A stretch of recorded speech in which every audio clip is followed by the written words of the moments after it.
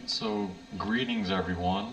Hopefully this is working. This is my first time attempting a live stream from my computer, so bear with me if anything goes wrong, or hopefully you can hear me. I'll try to talk loud enough, because when I did this as a test earlier for myself, sometimes the audio wasn't quite loud enough.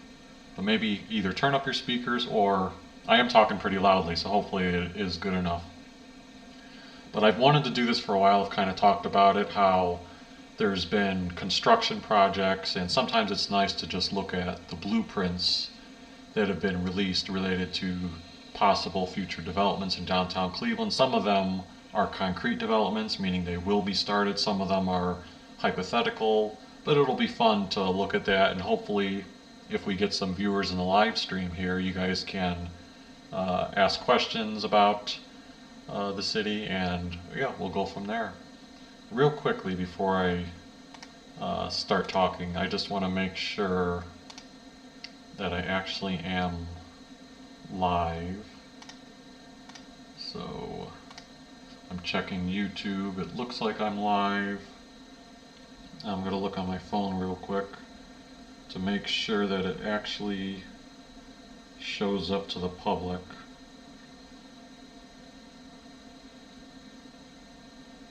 I'm going to put a test message in there. Alright, it looks good. So no viewers yet, but you guys may be watching this on a replay. So let's dive right in. One of the biggest topics of discussion is the North Coast Lakefront. This has been under development for, well, when I say under development, in the rendering stages or planning stages for a very, very long time. I mean, you could go back like, I don't know, 2 decades or even longer than that, and there have been many different iterations of people who have wanted to enhance the lakefront of Cleveland. And I remember back in the day, I used to read the newspaper and see the blueprints in the Cleveland Plain Dealer, and I would get all excited like, oh, this will be really cool in the future for the lakefront. And guess what? Now we're in the year 2023, and pretty much absolutely nothing, none of those plans ever came to fruition. So when people see this new plan that the mayor of Cleveland is endorsing, that the Haslam's are behind, a lot of people are skeptical, saying, like, this is just another plan. But I will say, from my experience of just seeing the news and seeing how much traction the city is putting behind it, it feels different this time. Now, the one caveat to that, welcome Barbara from Wyoming. By the way, if you see my head turning to the other direction at times, that's because I have 2 screens, and the chat messages are on this screen for me to see. So yeah, I feel like this particular plan has a lot more traction. With that said, if this plan does get developed, it would not be anything that happens like soon. This would be years and years of planning. It would require, major construction projects.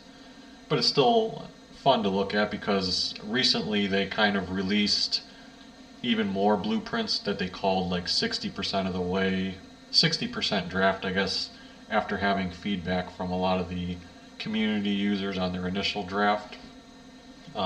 They released this updated version, and I'll show you a little bit later. There's actually a survey on the website that this development company is doing, where they want to take more feedback based on what people see from here, because they want to refine the blueprints, and then eventually, well, I'm saying blueprints and really renderings, they want to refine them and eventually hopefully have the full picture of what they want to propose and figure out how much funding it would require and all that stuff.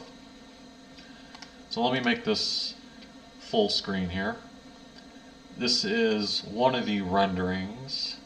You can see this big white thing for perspective is First Energy Stadium, and then you've got the rest of downtown Cleveland. Just imagine Terminal Tower there, the BP building, Key Tower. Sherwin-Williams would be kind of around this area here.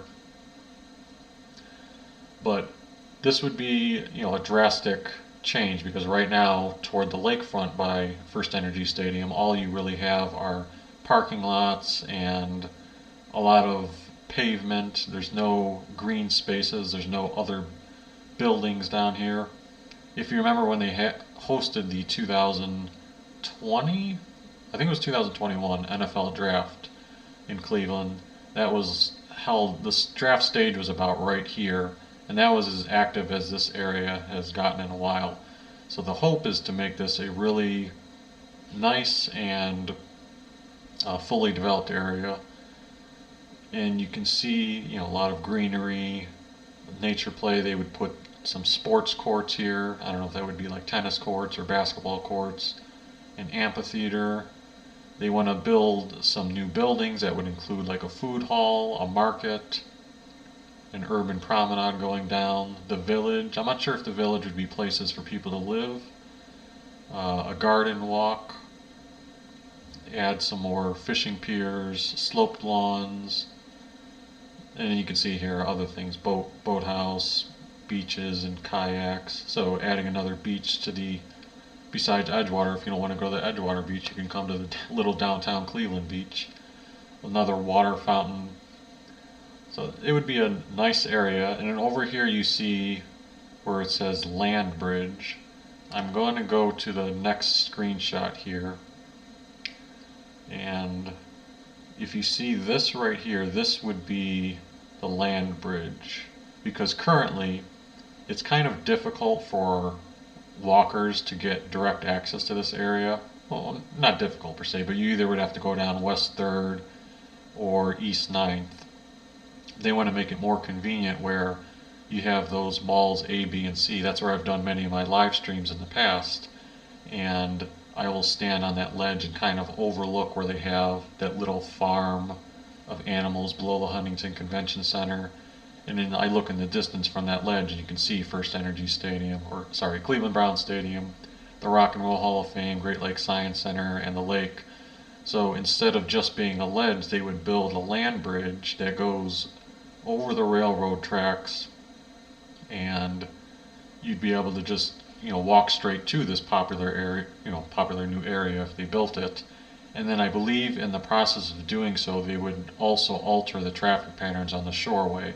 So it wouldn't just be, the shoreway going straight through. You would kind of be stopping and starting at various traffic lights.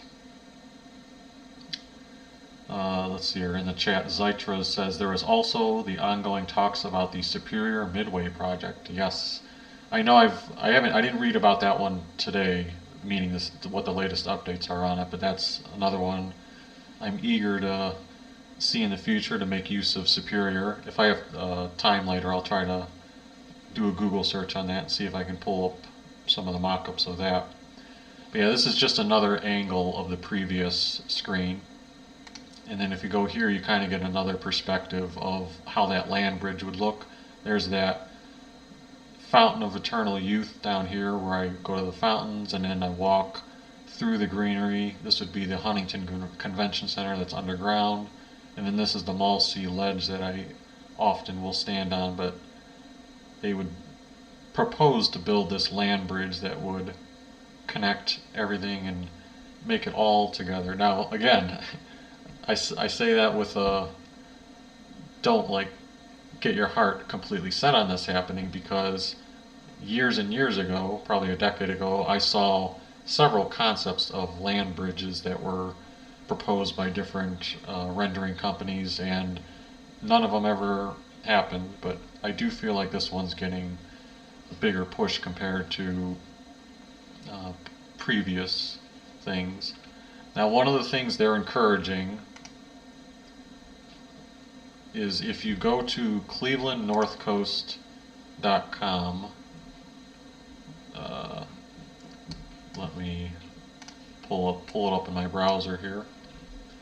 The website itself doesn't really have, or at least I couldn't find the renderings on the website itself. There was a bunch of news articles, like if you go to the updates section, that's where you can see articles talking about the latest things related to the plan and some of the blueprints. But they're encouraging people to take the survey right here, and I haven't taken the survey yet, but I probably will at some point.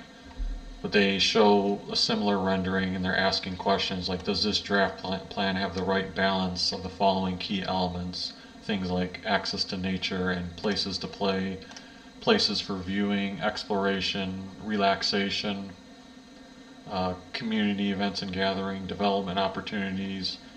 And then I don't know how long the survey is, but it says next at the bottom. But if you truly have your heart set on wanting to have an input on what this potential area could look like, let's say there's something you feel like is missing, or you feel like there's something that's not necessary here, I think your survey input would be pretty heavily weighted. I would suggest filling it out, because from the last draft that they did months ago to this current blueprint, it was supposedly based on a lot of feedback from the community that was incorporated. There are a couple of other screenshot renderings. These would be more, let's see, I kind of showed those ones. I guess this would be from a distance if you were like far out on Lake Erie looking at, this would be first Cleveland Browns Stadium here. And then if I keep going, this would be what the beach area would look like as you're looking out onto Lake Erie. The taste of Cleveland. So that would interest me, because I've seen a lot of cities where they have certain things like this. I guess it would be similar to the West Side Market in the sense of having vendors near each other, but it would be less meat and produce related, and I think it would be more where you're actually having I don't know, I guess I shouldn't say that, because they have tents in their mock-up. With tents are usually like produce or farmers market things, but in my mind I was thinking Taste of Cleveland would be more like similar how they have it in Progressive Field, where there's that one area where they have a bunch of local Cleveland restaurant concepts, but they're all like condensed versions. I guess they would incorporate a little bit of greenery, more seating, walking paths toward the lake. And I guess if it was Christmas time, they would try to put an ice rink down there. Again, these are all hypothetical, and this stuff may never come to fruition, but it's nice to look at and think about and consider that if they did have this space, these are things that could be put down there. Maybe they would have a Christmas market during the winter time, and that's how you can get some year-round usage out of it, besides just having a couple football games down there. I think there's a couple more screenshots here. Yeah, this is more of a wider perspective of the beach and little water area.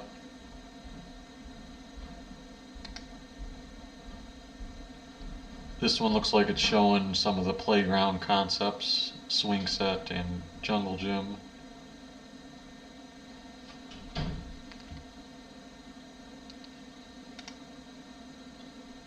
I think this would be another shot of winter. You can see they're proposing like people having sleds and playing on the snow. Now granted, I don't know, I would find it a little bit hard to believe, to imagine in the wintertime this many people actually coming to downtown Cleveland and utilizing this space, but who knows, maybe it just needs that big culture change in order for it to actually happen. Another screenshot showing the depths of the stairs, and I believe that this would kind of be the land bridge that goes all the way forward.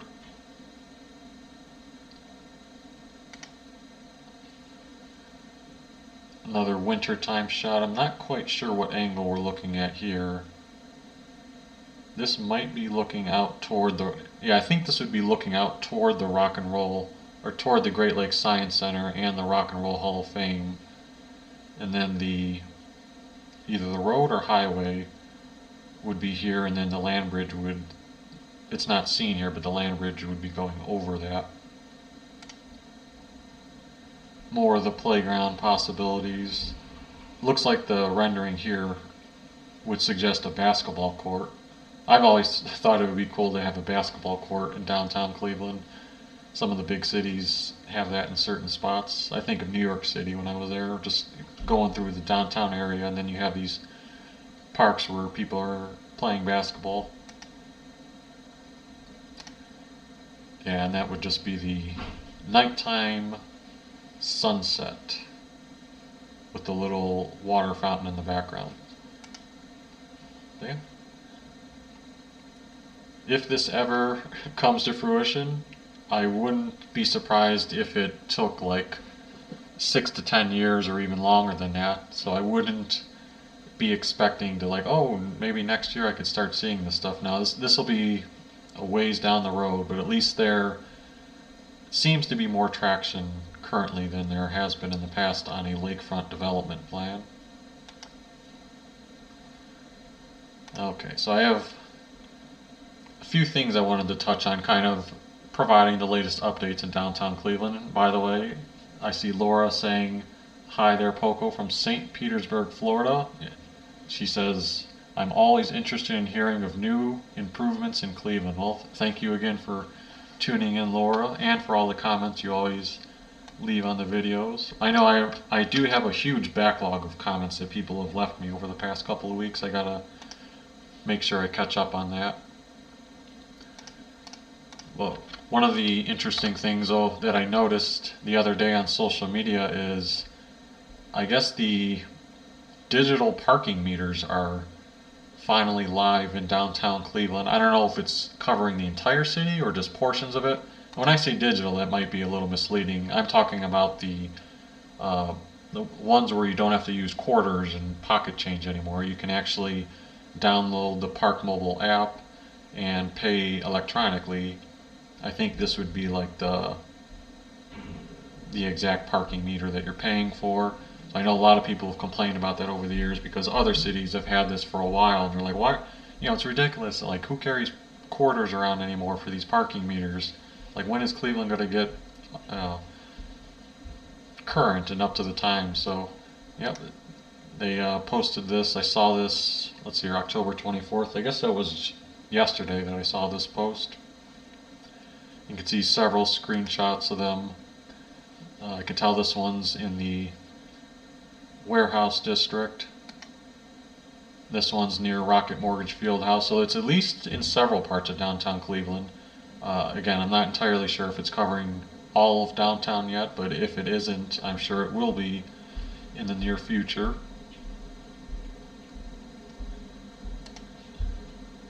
So let's go back. Oh, and this was a nice one. The center bridge that connects the sort of the east bank of the flats to the west bank of the flats is finally open. Last year I did a live stream. No, was it last? No, I think it was earlier this year. It was either earlier this year or late last year. I did a live stream where I was walking from the flats east bank and going to the west bank of the flats, and I went all the way down here hoping to cross over this bridge, and I found out it was under construction, so I had to walk all the way back, go over the Detroit Superior Bridge, and then make my way to the west bank of the flats. And it's just been under construction. People didn't receive any updates like when is it going to open, and finally a couple of weeks ago, early October, I saw this post on Twitter and other users started chiming in on it too, that it was finally open. Now, I did read a caveat from the Cleveland Scene reported that there are certain times through November that they're still doing a little bit of maintenance and a little bit of paint work, so it'll be closed maybe like late at night or sometimes during the day, but in general it's either open or sometime in November it'll be fully open. And if you want proof proof of concept that it's open, the Canal Street or Canal Way Instagram account posted this. You can see this little video where someone is riding a bike, and this would be like right now they're somewhere in the, I wouldn't quite call it the east bank of the flats, but it's like in the middle part between the east part, and if you're going toward the center bridge. So just give it a second here, it's making its way there. And I think it's going to make a right turn here.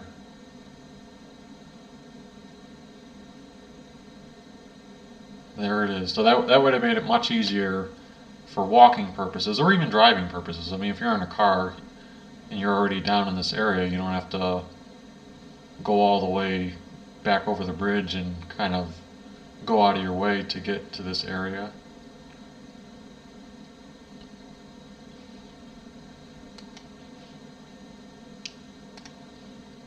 And you know what, before I keep jumping too far ahead, one thing I forgot to do is I did want to show before and after picture of this versus what currently exists in that area. I know I talked about it, but I don't know if you guys, how many of you guys have used Google Earth before, but Google Earth does a really cool job of showing perspective shots, sometimes in three-dimensional views depending on what city you're in. Oh, it remembered where I last was.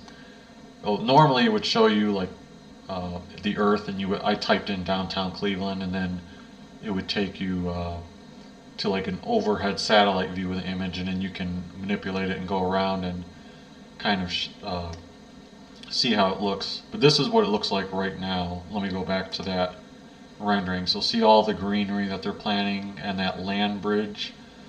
But now look, this is what it presently is, how it's all that pavement. There's nothing going on here for the public to do. The public's not going to go down here and do something. This green lawn has been here for a while, but unless there's a special event there, like when the NFL draft was there, this green lawn never gets used.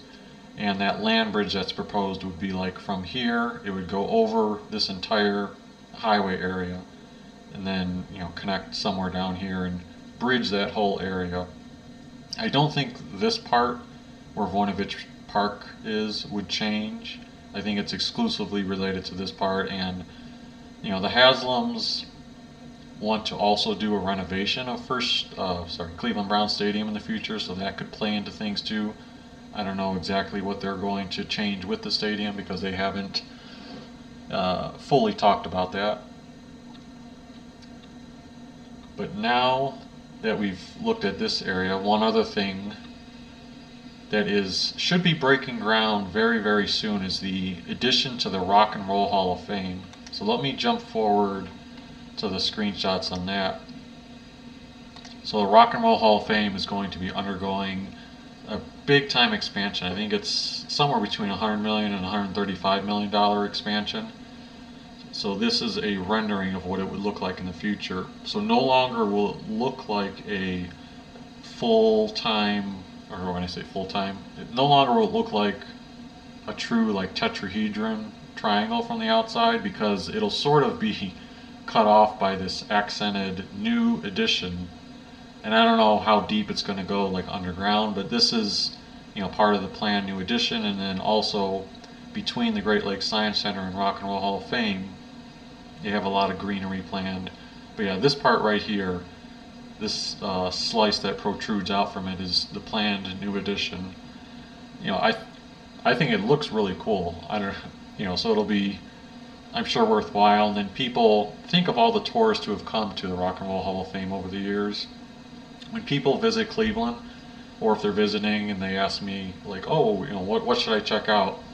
I kind of give them a disclaimer, because I assume that they've done a little bit of research in Cleveland. So I tell them, oh, I'm sure you guys have already heard about the Rock and Roll Hall of Fame, but just in case, you know, it is the #1 tourist attraction. You know, it's definitely a worthwhile thing going there. And it sounds like a lot of tourists do take the opportunity to go there. But when you have this big new addition, that could encourage music fans or tourists who maybe went to the Rock and Roll Hall of Fame, I don't know, a couple of years ago or even longer than that. If they see this huge new renovation and however many new features they're going to put in it, you know, musical history things, you know, that could encourage return visitors, and I think it would be it'll be a worthwhile investment. And further enhancement of the lakefront. Let's see here, we got a couple more renderings. This is more of the ground level. So again, you see how the building would look. And then I think I put one more in here. This would be from the back side. So let me back up 1 second. So the picture that I'm showing on the next thing would be as if you're sitting like right over here looking from behind this building. So that's the perspective that you're from back here. So they would include like a few more greenery enhancements and tables for people to sit down and such. So that one I believe will be breaking ground this month. It'll be interesting to see how much access is restricted. Like I imagine they'll still keep, you know, the Rock and Roll Hall of Fame functional because this is sort of outside of it. It's not really impacting the interior. And the good thing is, you know, the roadway, I don't think it's going to really block either. But we'll see if there's any interruptions with that. Let's see here. Laura says, "Oh my gosh, Google Earth is how I travel all over the country. I visit Cleveland every time a new building goes up. Can't wait to see the Irish Bend Park project begin." Nice. Yeah, I often use Google Street View just on Google Maps, but not that I forget about Google Earth, but I just don't use it often enough. So I remembered when I was planning for this stream earlier today, I was like, oh, I should check out Google Earth. That would be kind of a fun thing to show. You know, I'm curious. I always wonder how up to date it is. So I bet the Sherwin-Williams building isn't quite, yeah. So that is the one bad thing, is that Google Earth isn't up to date. It's, I don't know if it tells you here. Sometimes on Google Street View it'll tell you when the last time the satellite images were taken. Oh yeah, geez. 2014. So it is 9 years outdated, unfortunately. So you can see nothing with the Sherwin-Williams construction is here. In fact, they actually have the old style public square still, where it cuts through and it's not the more enclosed square. But if they're, in general, you know, you still get a perspective of how downtown Cleveland looks. You're just missing those latest and greatest projects, and it still serves a purpose if you're trying to do things like I was doing here. And there may be cities that are more updated. I should, after this stream is over, I'm going to do a search and try to find out how often Google Earth updates their satellite imagery. Okay, let's see here. So the next thing I wanted to talk about was just a real quick hitter, the West Boulevard Rapid Apartments. And for this, I'm actually going to go to Google Maps for a second. And let's go to Cleveland.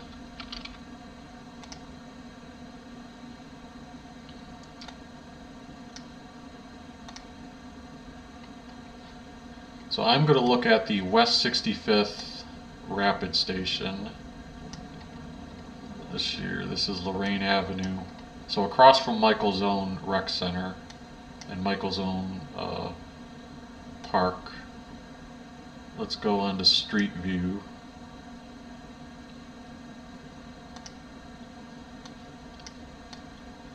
Now let me go back in time for a second.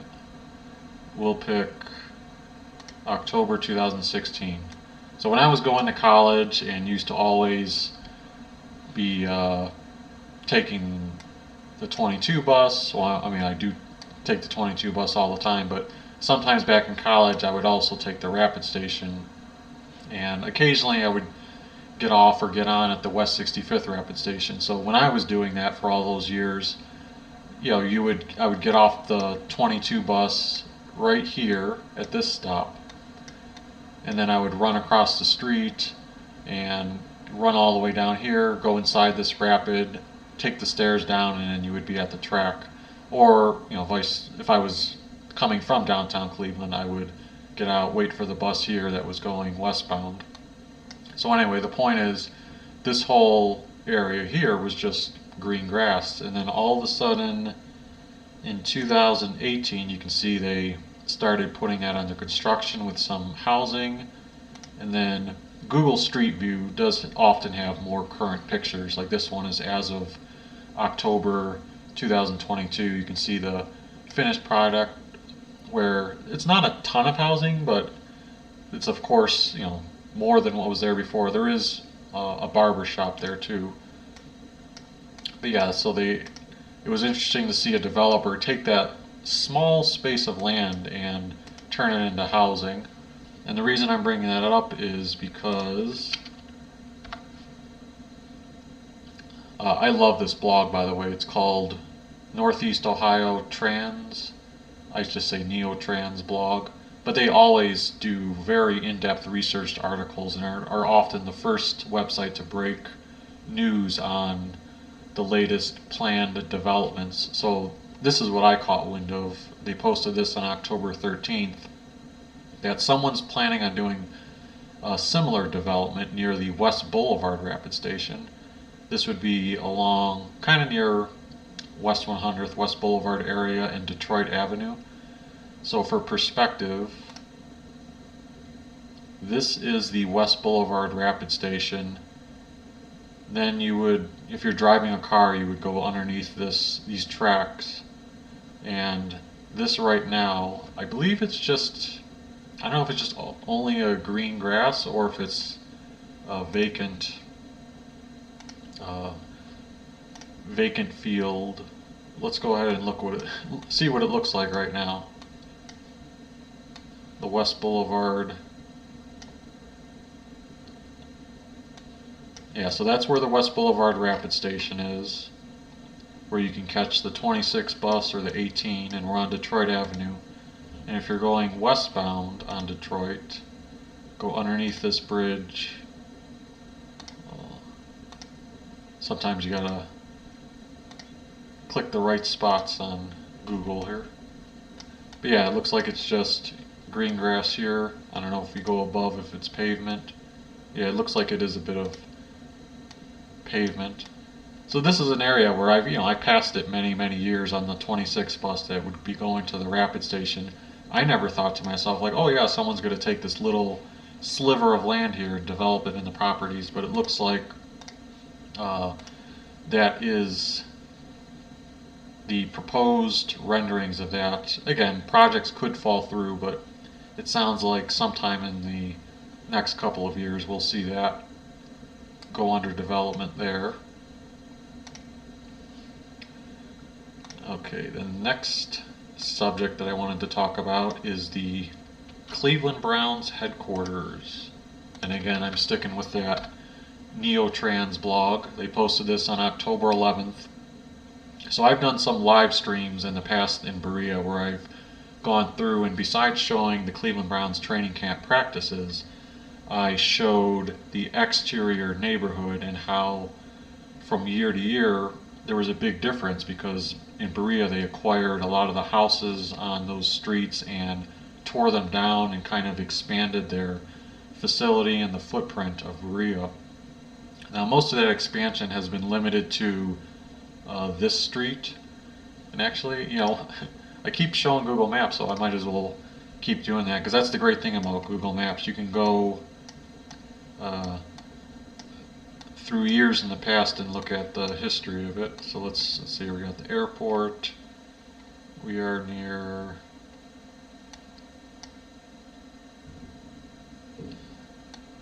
Baldwin Wallace. There we go, Cross Country Mortgage. So I know on Pearl Street, this is Lou Rosa Boulevard. And then if I go down Pearl Street, but let me go back in the past first. We'll go to 2019, because they had not yet acquired all those things in 2019. 2019, you got the Browns training camp here. The practice fields would be back here and behind all of these houses. But when I was going to training camp all those years, these were just houses that were lined up on Pearl Street. There was like a vacant spot here, but on this side, it was the houses. You had the one church that was here. But now let's go back to present day.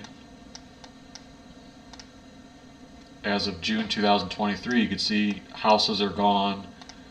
Berea, Brown's headquarters expanded over here.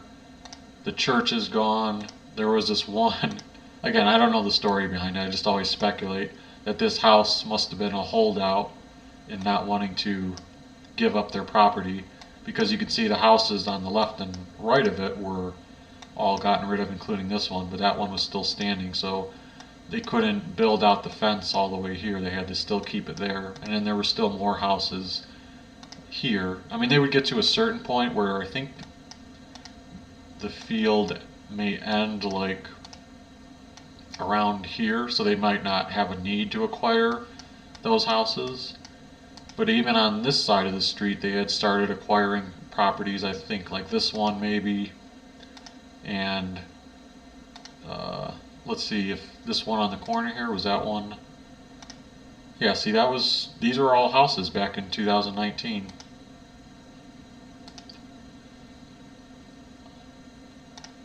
And now it's just all gone. But the reason this is a story now, if we go back to the article on Neotrans, is it says the Browns are looking to add even more land to their Berea development. So without reading all this, let's kind of go to the overhead picture that they have here, where this is the headquarters and the training camp practice fields, and these orange areas say that they are owned by Brown's affiliates. Now it's interesting that, looking at this picture, that one house that I said was a holdover is showing in orange, so it makes it sound like the Browns own that house, so maybe they did end up acquiring it. But you can see they also have acquired like these properties here. They've acquired this, and this is that park, the little tiny park where I park my bicycle when I go to training camp in the past. That one is owned by the city of Berea, but I don't know if the Browns want to expand any further this way. They may have just wanted to acquire the areas up until here. But you can see other things that they are trying to acquire. It sounds like the Browns own this area, which is even further west. And I think this article talks about how they may see rumors that the Browns might be trying to acquire this property, Ohio Nut and Bolt Company. And the blog here mentions that Serpentini, which is this big property here, announced it's going to relocate into Middleburg Heights at some point. And the ultimate goal is that Jimmy Haslam and the Browns want to, instead of just turning this into, it's just a place where we do training camp, they kind of want to turn it into a resort, so to speak, with retail shops, restaurants, hospitality, maybe some like apartment buildings, possibly a hotel, and in addition they may further enhance their actual practice facility and modernize the way it looks from the outside. When I heard about that, the first thing that came to my mind was I know a couple of years ago I looked at the Dallas Cowboys training camp. I'm not sure if it'll come up when I type it here. Yeah, so the Dallas Cowboys training camp have sort of done a concept like that where they have restaurants around it. And let's go to Street View real quick for that. Now granted, I personally, for Dallas's, I think the outside of these buildings kind of look very plain and not so attractive, but with that said, they've got like parking infrastructure, restaurants, common table. Somewhere in here, I think it's this building over here, is an actual hotel. And I believe the goal is, because the Browns headquarters is so close to the airport, the Browns kind of want to get in on that potential investment where if people are coming to Cleveland to stay for a conference or they're visiting for a couple of days, maybe instead of having to go all the way to downtown Cleveland to get a hotel room, maybe they just say, hey, let's just, there's a hotel right here, which is probably like a 5-minute drive. And, they could stay at that hotel, and then that's why you would have the certain retail shops and restaurants around it. And the part I did like about Dallas's training camp is when you go up to it, then this outside part, the actual training camp facility where the players practice is here, but I thought the outside where they have the model football field and this type of stuff I thought looked cool. So that could be something that the Haslams and the city of Berea are looking at doing in the future.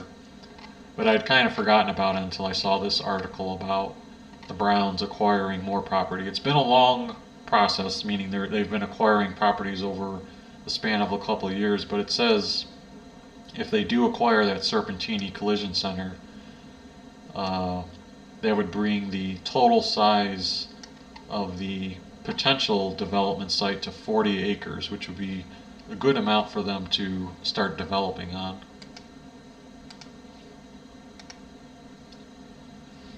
Okay, let's see here. Next up, jumped forward. I will be talking now about the Monopoly game in a little bit.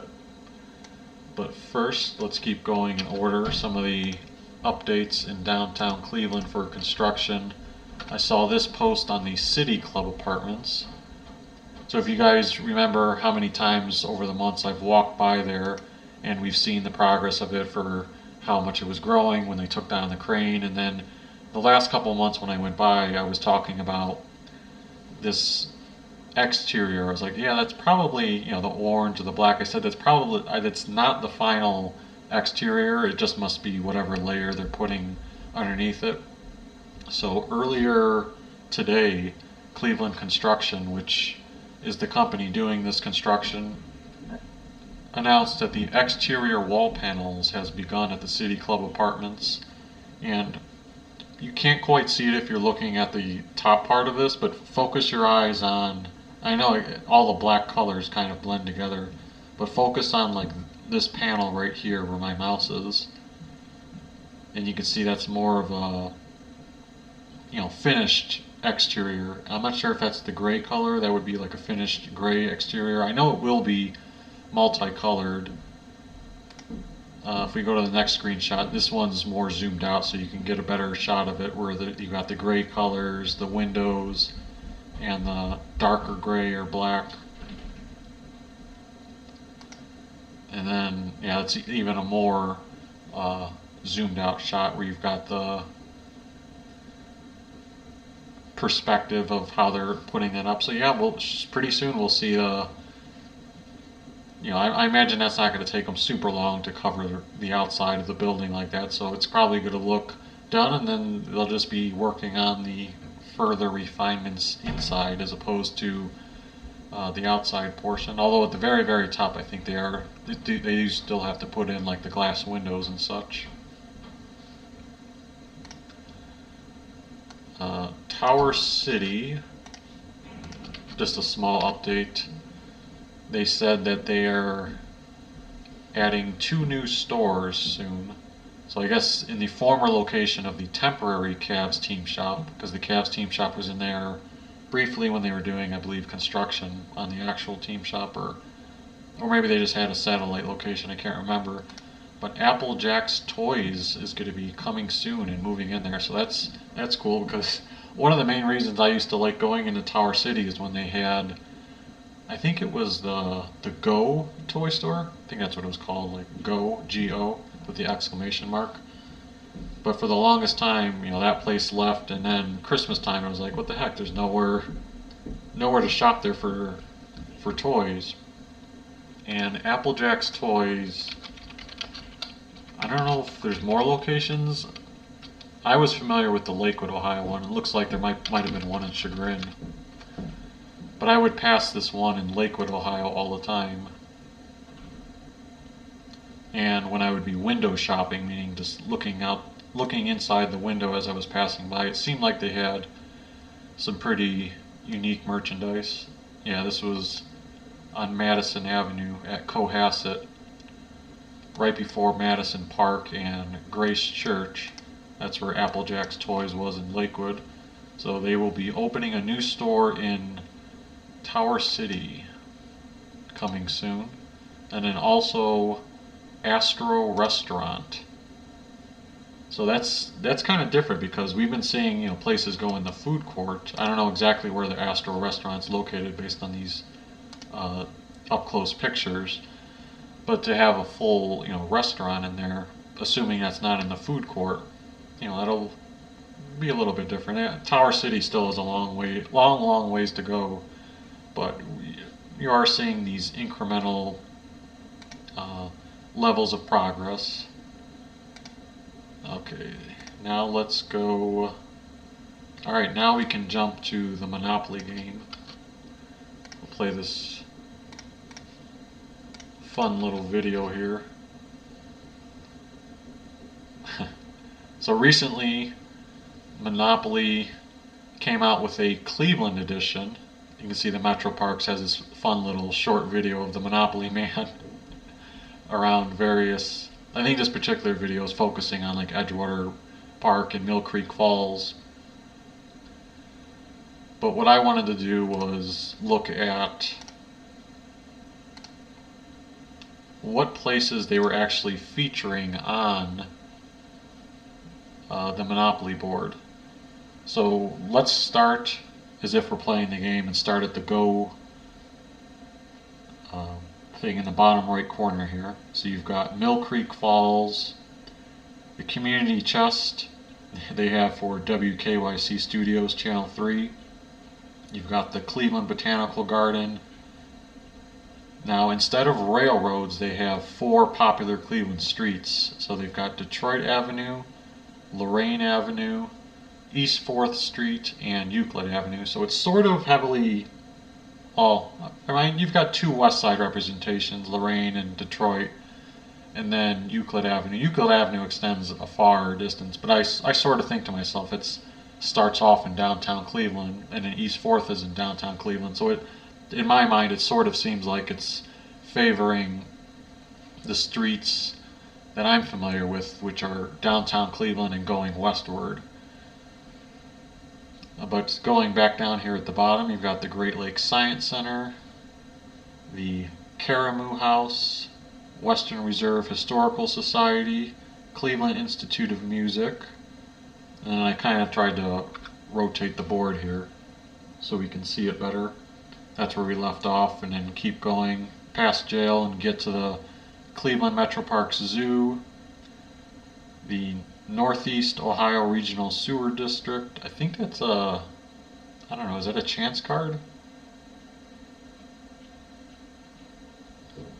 Oh no, that's the sewer, like pay the sewer thing, I think. That's right, I forgot about that. Alright, then you've got Asia Town, the Capitol Theater, Brew Nuts, Community Chest. This one is Growls and Howls Animal Rescue. I'm not familiar with that place. You have Sweeties Candy, definitely a staple for the Northeast Ohio area. I got a kick out of this, seeing that the Exchange was on there, because I grew up loving the Exchange for all my cheap DVDs and video games that I would go in and buy. It was always a treat to go in there, and they had stores all across the Northeast Ohio area. So that was fun for me to see that they were having a presence on this game. And for all the local businesses, there's a lot of candidates that could have been on here. It was just interesting to see that they were one of the ones that made it on there. I went the wrong way. There we go. So we left off at the Exchange, past the free parking. You've got Rising Star Coffee Roasters. There's your chance space. It's Riverside Cemetery. We've got Ohio Business Machines. Guarino's Restaurant. I'm not familiar with that. I don't know I gotta look that up now afterwards. The Cleveland sign. Well, we've got multiple Cleveland signs, but this one looks like it's the Edgewater Park one. And you've got the Cleveland Clinic, Many Heart Plumbing. Oh, another local business that made it. The Many Heart is near the West 65th Rapid Station on Lorraine Avenue. Again, it's just funny how uh, which local businesses happen to land the lucky spots in here. And then you've got Edgewater Beach, and then if you go to jail, you have St. Ignatius High School, Cleveland State University. This community chest one is the Cleveland National Air Show. The Cleveland Browns get represented. Are they the only sports team on here? Yeah, I guess I don't see the Guardians or the Cavaliers on here. So the Browns get representation. Euclid Avenue, Northwest Neighborhood for a Chance, the Arcade, and then last but not least, Terminal Tower. So there are some, not everything can be on here. Like I didn't see Key Tower or, if I'm not mistaken, Terminal Tower is the only downtown Cleveland building. But it's a good mix that gives you a sense of, a wide range of Cleveland-related buildings. And then on the center they have pictures like things that weren't represented. The Soldiers and Sailors Monument, the Flats, some of the other buildings. So that was fun to see the Cleveland edition of Monopoly come out. And if you're interested in buying it, this is the, I'm trying to select the link here.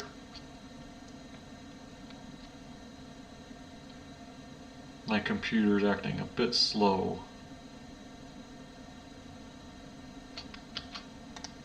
More so just, not the computer, it was just PowerPoint was acting slow there. Yeah, but it's $45, so that's a bit pricey. I did see on the Cleveland Metro Parks website they had it listed for $39.99. But especially with the holiday season coming up, not many people probably own this, so it might make for a good gift. And then, let's see here, we've got one more quick thing I wanted to talk about. Halloween decorations. So last year, in Olmsted Falls, I did a bike ride and a video that went out to this Halloween house, Haunt of the Falls. This was kind of near Grand Pacific from Junction. Olmsted Falls, Ohio. But he had like a really unique foam pumpkin and massive skeleton protruding from the house. This year, the homeowner's name is Alan Perkins. This year he announced that he was taking a break and was not doing anything for his yard this year, which was kind of a big story because this house had made national headlines for at least the past 2 or 3 years for its unique homemade decorations. But it wasn't a complete, it wasn't like he didn't do anything this year, because if we take a look at this post here, you can see that he actually installed the pumpkin and the huge skeleton outside of the Avon Lake Public Library. So if you happen to be in the area and you want to see the unique display this year, just go to the outside of the Avon Lake Public Library, and he reassembled the foam pumpkin and has the massive skeleton arranged in a kind of a different way, with the head over here and the arm clinging to the upper part here, and then a few other shots of it.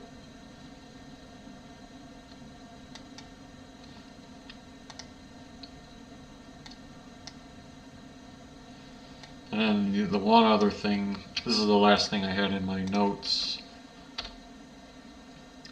I would often follow this group around the Halloween time. It was called the Cleveland Haunt Club on Facebook. And you may have to scroll for a while, but oftentimes people would post their Halloween decorations in the Cleveland area. Sometimes they would post decorations outside the Cleveland area as well. So you have to keep scrolling for a bit, and eventually you'll find certain things. Like I know there's a place called Jeff Carroll's Haunted Yard. Let me see if I can find that, because I thought I saw it earlier when I was scrolling.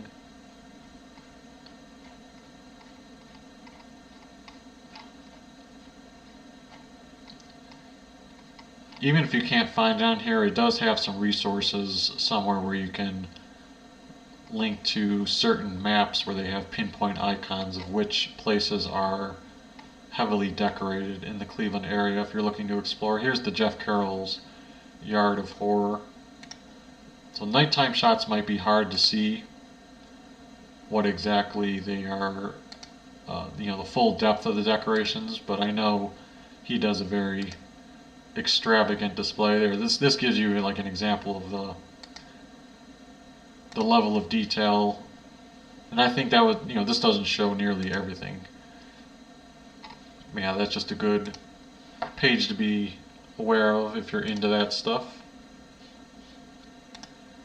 And then if you are looking for Poco Traveler content, I know I've posted some Halloween videos lately. Did my first driving video the other day, and I tried talking about that. I know in the pipeline I've got,